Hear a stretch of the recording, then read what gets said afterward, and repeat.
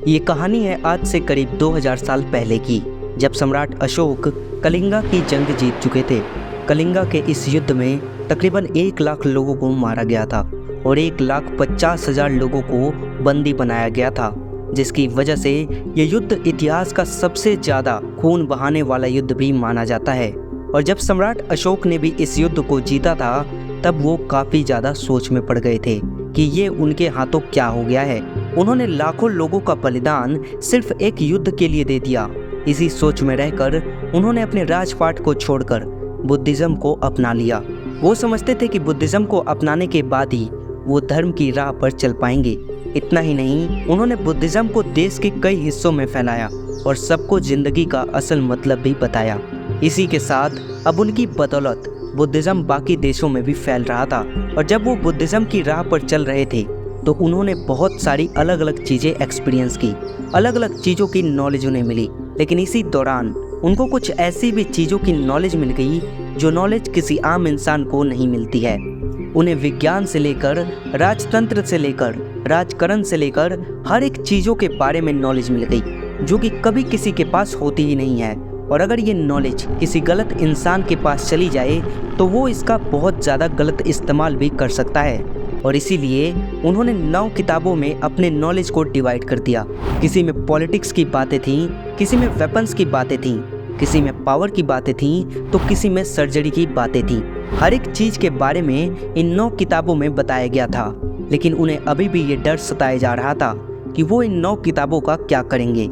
इसी समय उन्हें विचार आया कि वो इन 9 किताबों को 9 अलग अलग इंसानों को दे देंगे, जिन्होंने अपनी अपनी फील्ड में महारत हासिल कर रखी हो।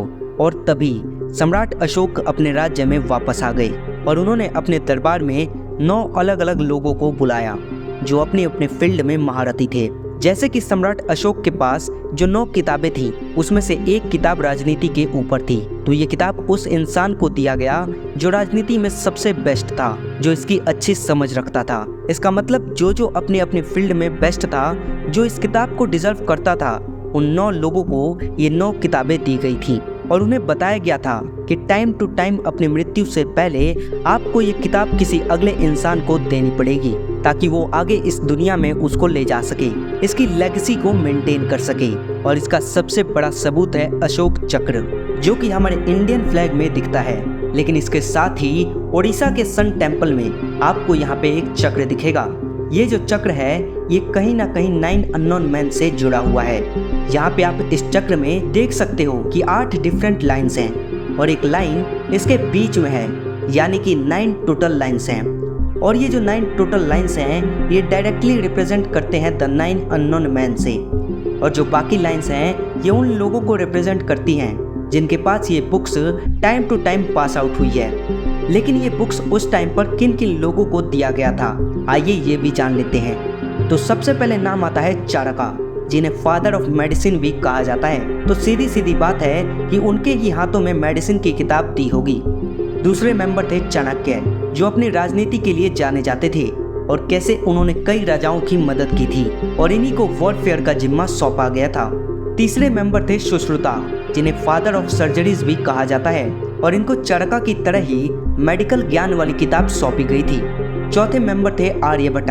हालांकि ये सम्राट अशोक के समय जिंदा नहीं थे, लेकिन बताया जाता है कि इन्हें एस्ट्रोनॉमी और मैथमेटिक्स की जिम्मेदारी दी गई थी। पांचवें मेंबर थे नागार्जुन।